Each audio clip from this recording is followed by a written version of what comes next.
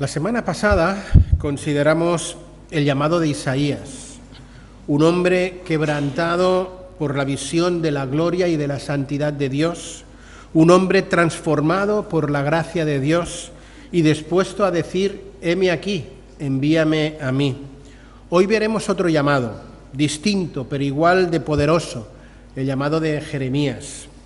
Mientras Isaías fue llamado en medio de una visión celestial en el templo, Jeremías fue llamado en medio de su contexto cotidiano, siendo aún joven.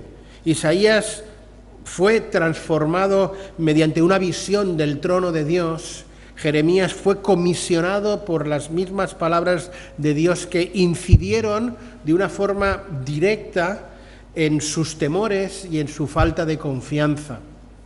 Jeremías 1, del 1 al 10, nos muestra cómo Dios llama a un joven inseguro, temoroso, y lo anima, lo toca y lo envía con autoridad. Este pasaje representa para cada uno de nosotros un poderoso recordatorio de que nuestra capacidad, lo que nos califica para la Iglesia y para el servicio, no es nuestros talentos o lo que nosotros tenemos, sino la palabra de Dios y la presencia de Dios que nos llama a servirle. En esta mañana, al acercarnos a este pasaje, yo quisiera que cada uno de nosotros estuviéramos pensando en nosotros mismos, que nos estuviéramos preguntando ¿qué excusas le estamos poniendo a Dios para resistirnos a su llamado? ¿Qué temores son los que nos paralizan? ¿Qué inseguridades son las que nos frenan? Os invito pues que leamos Jeremías capítulo 1, versículos del 1 al 10. Dice así la palabra del Señor.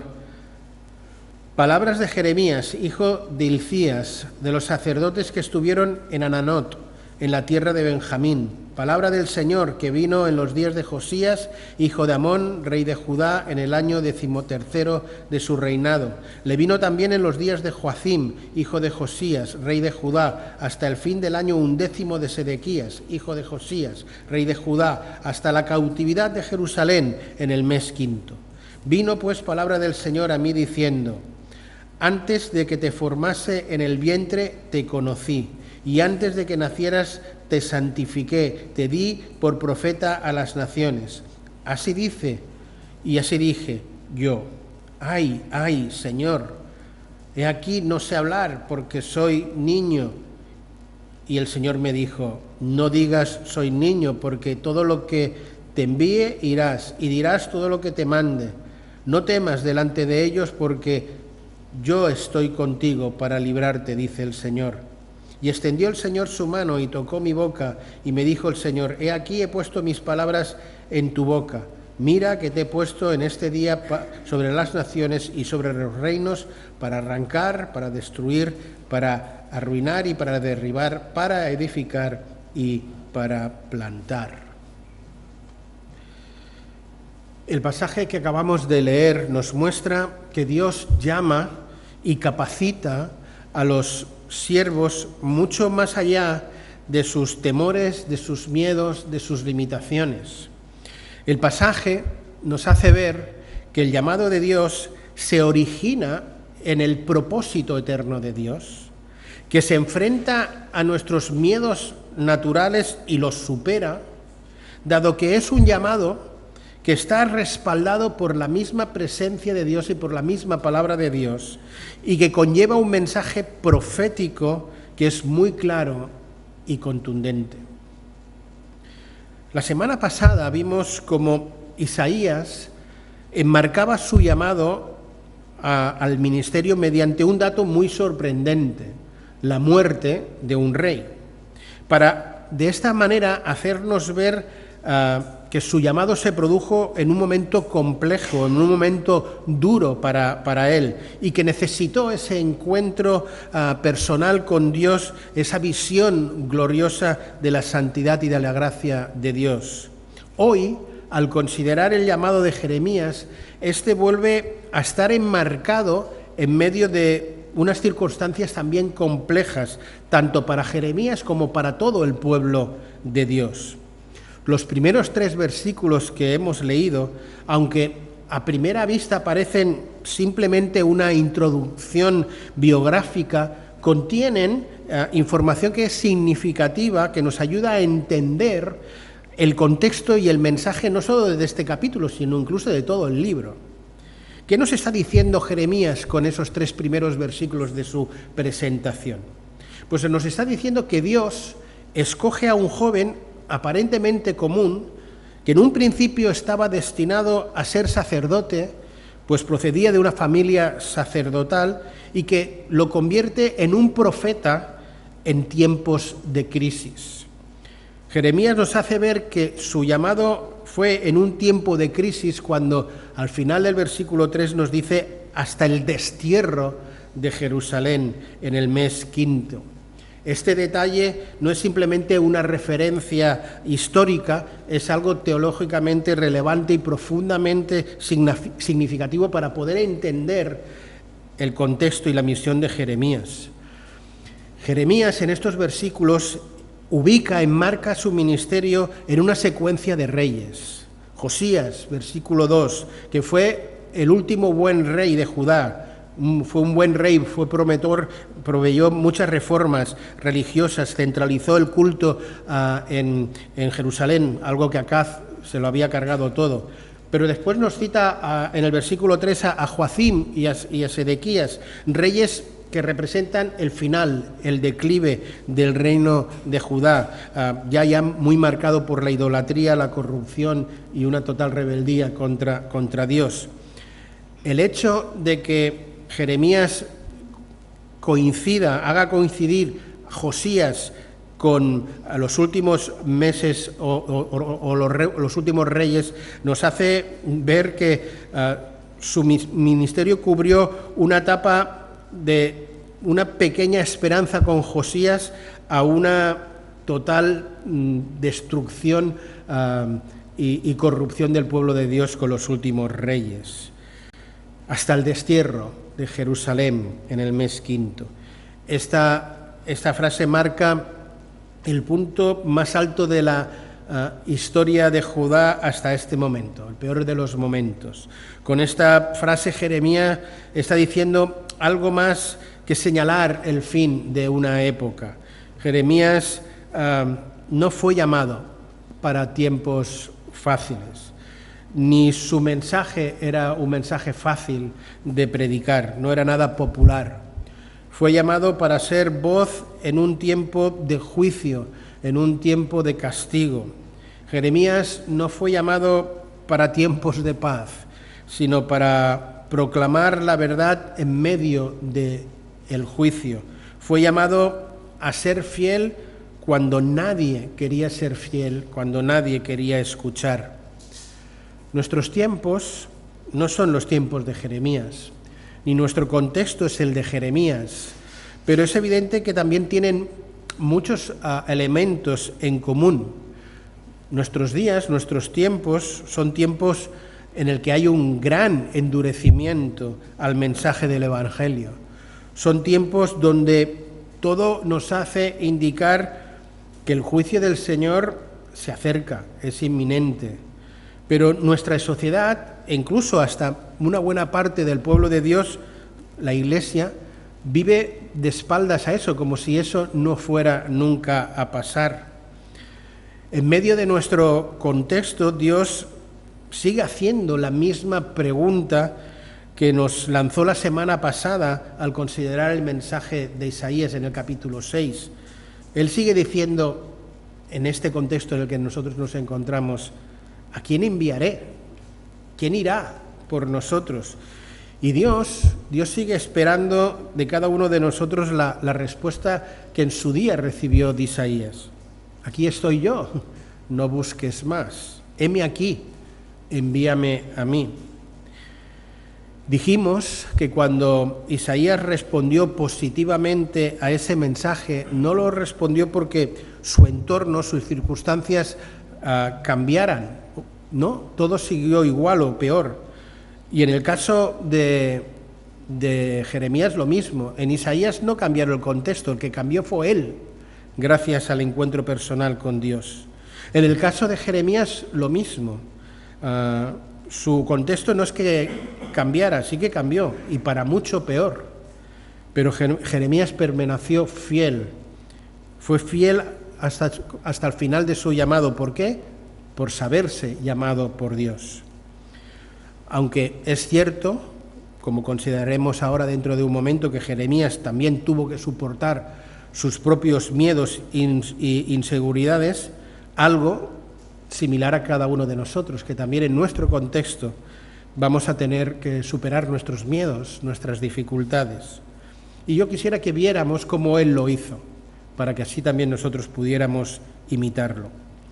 Lo primero que hace Jeremías para poder vencer sus propios miedos e inseguridades es tomar conciencia de que su llamado nace nada más y nada menos del propósito eterno de Dios. Antes que yo te formara en el seno materno, te conocí, y antes de que nacieras, te consagré, te puse por profeta a las naciones. Nuestra identidad como hijos de Dios, como siervos que somos cada uno de Dios, no depende de nuestras circunstancias ni de nuestra propia percepción de nosotros mismos, sino del propósito eterno de Dios. Jeremías descubre que su identidad y su llamado no nacen de él mismo, sino de Dios, de un Dios que lo formó, lo conoció, lo apartó y lo llamó. Todas estas expresiones que salen del texto reflejan una elección soberana de parte de Dios, una identidad definida por Dios, que no está condicionada ni por las edades, ni por la formación, ni por los complejos, ni las inseguridades, ni por la opinión que puedan tener de nosotros las personas que nos rodean. Nuestra identidad tiene que estar condicionada por tomar conciencia de que Dios soberanamente nos ha escogido para llevar a cabo una misión determinada en un contexto determinado. Jeremías, como muchos otros siervos de Dios, como muchos de nosotros, se sentía incapaz, inseguro, débil. Pero Dios no comienza haciéndolo ver de que sí que es capaz, sino empieza haciéndolo ver su destino eterno. Antes que yo te formara en el seno materno, te conocí. Antes de que nacieras, te consagré. Te puse por profeta a las naciones. Queridos, este versículo está lleno, está preñado de verdades teológicas profundas. Te formé en el seno materno. La palabra aquí usada en el hebreo para formar es la misma que se usa en Génesis 2, cuando Dios crea y forma al ser humano, cuando forma del polvo de la tierra. Implica un trabajo personal de Dios, un trabajo intencional de Dios, un trabajo cuidadoso de Dios. Tú y yo no somos fruto del azar. Tú y yo no somos fruto de un choque cósmico. Tú y yo somos el fruto del diseño divino. Somos fruto del propósito eterno de Dios. Pero es que dice más. No solo te formé, sino te conocí. No es un conocimiento intelectual, sino relacional y afectivo. Conocer en la Biblia implica amor, relación íntima.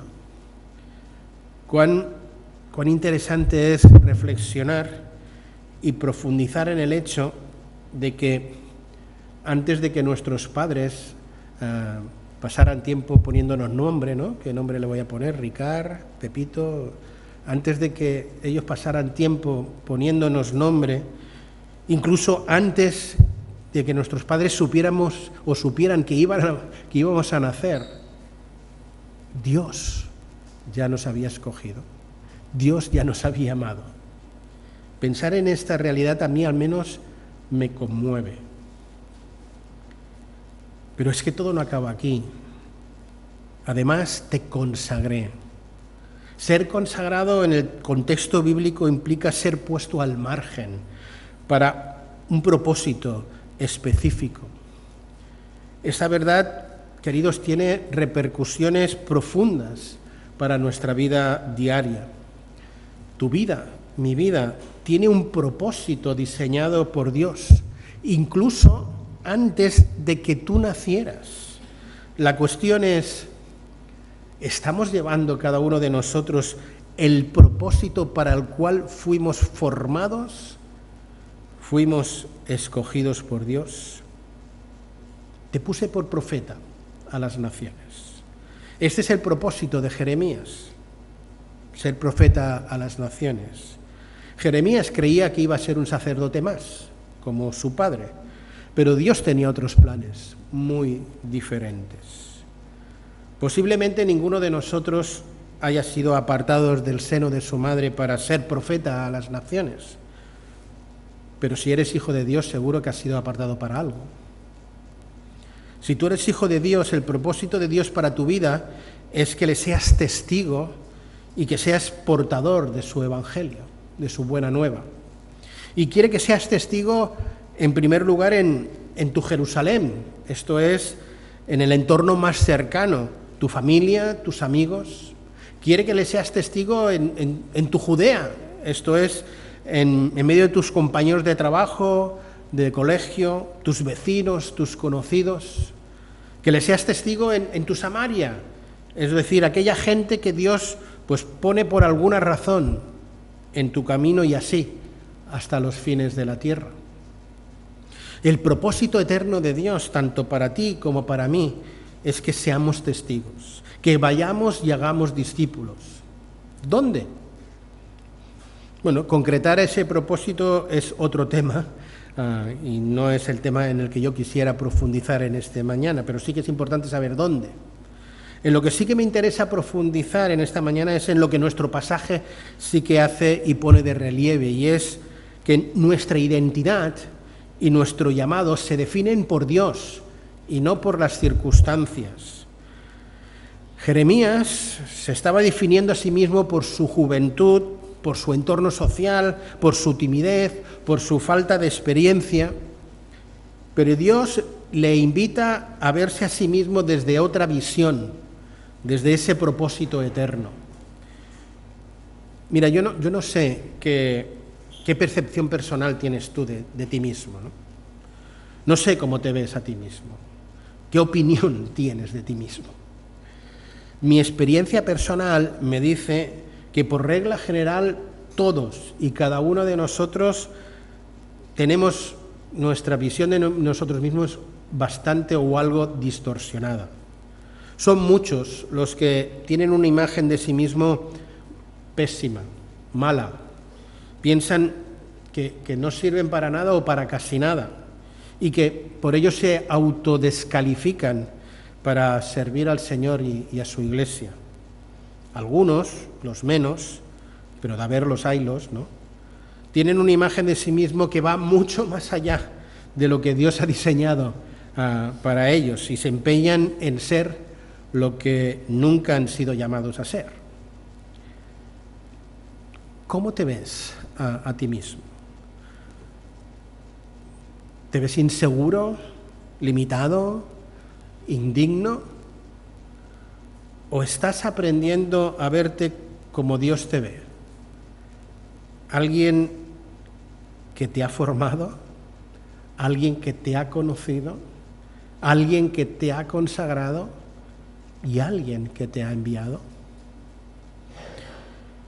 No son pocos los creyentes que viven un tanto paralizados, no porque no hayan sido llamados, porque todos hemos sido llamados, sino porque no han aceptado e integrado esta verdad que ahora estamos nosotros considerando, que nuestra identidad no está determinada por las circunstancias, ni por nuestra visión de nosotros mismos, sino que está determinada por el llamado eterno de Dios. Y esto me lleva a considerar una tercera verdad que emana de este versículo 5 que estamos considerando. Y es que el propósito eterno de Dios debe ser el fundamento de nuestra seguridad. Jeremías vivió tiempos difíciles. Ser profeta no era popular. El mensaje que Dios le había dado a predicar a su pueblo no era fácil, no era popular. Era juicio, era arrepentimiento. Y precisamente por ese mensaje él fue perseguido, fue rechazado, fue encarcelado, fue menospreciado. Pero, ¿qué le sostuvo? Pues le sostuvo precisamente el saberse y sentirse llamado por Dios.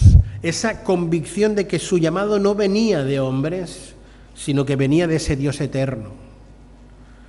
Lo cierto es que esa verdad no le inmunizó contra el sufrimiento, contra las dudas y contra las crisis interiores.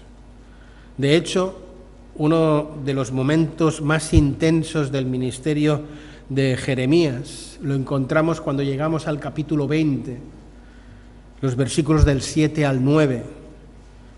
Llegamos a un momento cuando el profeta se siente abrumado por el rechazo constante, por las burlas del pueblo, por los castigos que le infringen, y llega al punto que dice: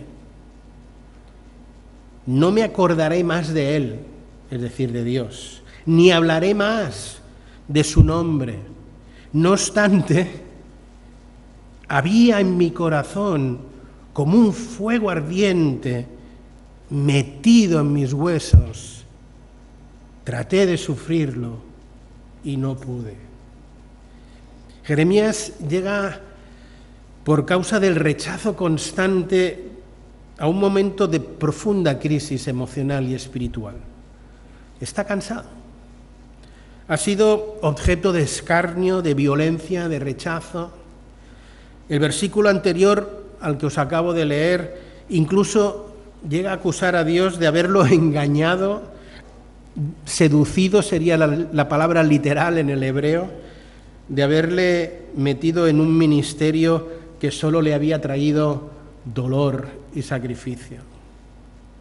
El profeta confiesa que llegó un momento en su corazón a decidir: no voy a hablar más del nombre de Dios. Esta declaración es muy seria. Él quería dejar de predicar, él quería dejar su ministerio, abandonar su llamado. Pero el precio del ministerio es alto. Pero sin embargo, Jeremías no pudo.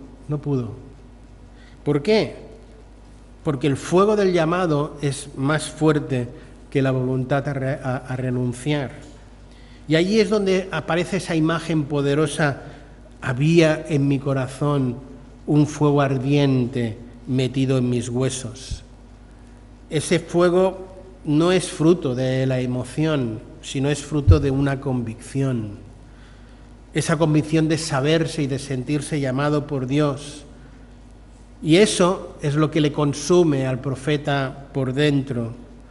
Lo relevante no es que este fuego lo está encendiendo el profeta, sino que lo está encendiendo Dios dentro del profeta. Se le ha metido en sus huesos, es tan profunda, es imposible para él apagarla. Dice Jeremías: traté de sufrirlo, pero no pude, no pude. Él no podía ser infiel al Dios que había sido fiel y que le había llamado. Y eso tiene que ser para ti y para mí igual.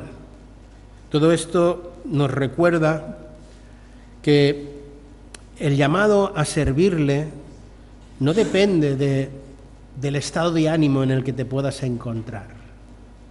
La obediencia a Dios muchas veces no nos va a llevar a momentos cómodos, sino va a conllevar muchas veces lucha interior y más que un quebranto.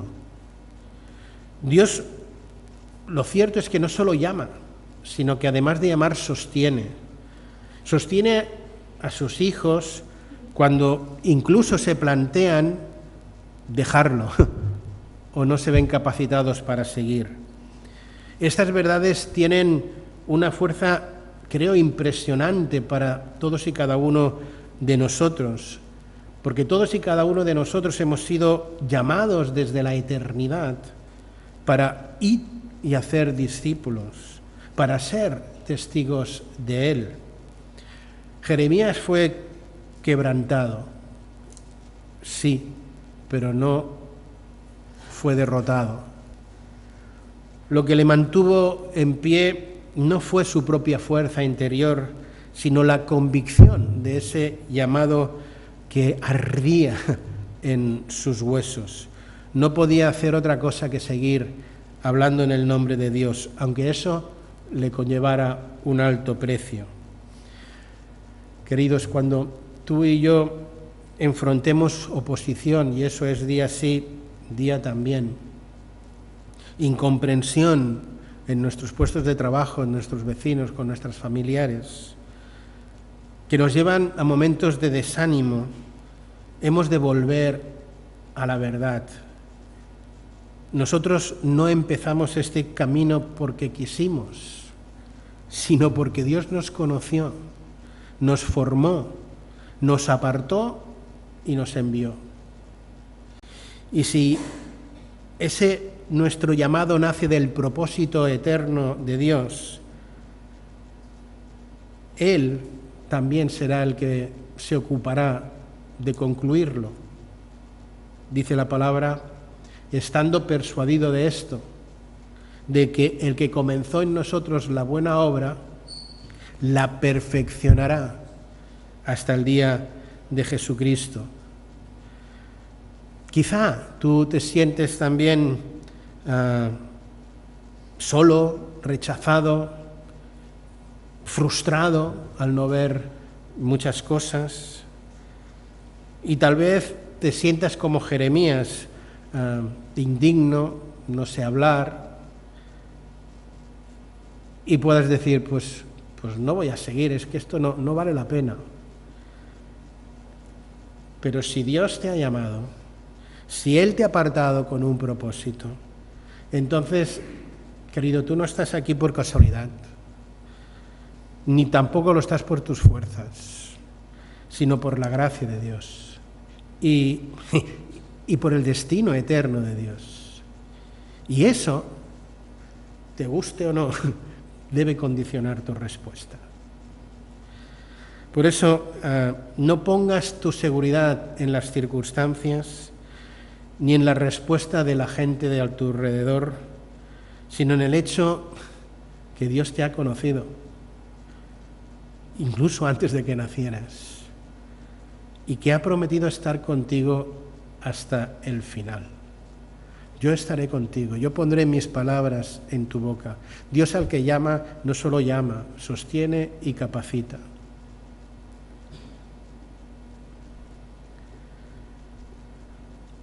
Quisiera concluir, porque se me está yendo el tiempo. Hay 5 afirmaciones poderosas en este texto. Irás. Cuando Jeremías le pone sus excusas, Dios le responde con 5 afirmaciones. Primero, no digas que eres niño, sino que irás. Hay una dirección soberana. Dios ha marcado un camino. Después dice dirás, hay una autoridad delegada. Hablarás nada más y nada menos que su palabra, no otra cosa. Después te dice algo tan precioso como no temas, yo estoy contigo. Protección divina, compañía constante de Dios. Y finalmente he puesto mis palabras en tu boca. Esto es una capacitación sobrenatural, no una capacitación natural. Ante tus dudas, ante tus miedos, no le digas a Dios, no sé, no puedo. Él te está diciendo, no eres tú el que puedes, soy yo el que puedo en ti. No confíes en ti, confía en el Dios que te llama. Hay una verdad espiritual que hemos de entender, y es que en el plano espiritual obedecer es más importante que entender. Quizá no lo entenderás todo. Lo importante no es que lo entiendas todo antes de obedecer, lo importante es que obedezcas. Y si Dios te llama, no resistas. Concluyo y os propongo una declaración final basada un poco en los dos sermones, en los dos textos. Es una declaración que he compuesto como una poesía prácticamente. Dice así: Señor, tú, y quiero que lo hagáis personal, ¿no? Señor, tú me conoces desde antes que naciera. Tú me apartaste con un propósito eterno. Aunque a veces temo y me siento insuficiente, hoy escojo confiar en tu llamado. Iré donde me envíes, diré lo que pongas en mi boca. No temeré, porque tú estás conmigo. Tu presencia me respalda, tu palabra me capacita, tu misión me define. Arranca en mí lo que no es tuyo, derriba mis temores, planta en mí tu verdad y edifica en mi vida tu propósito. Aquí estoy, Señor, heme aquí, envíame a mí. Que la palabra del Señor bendiga nuestros corazones. Amén.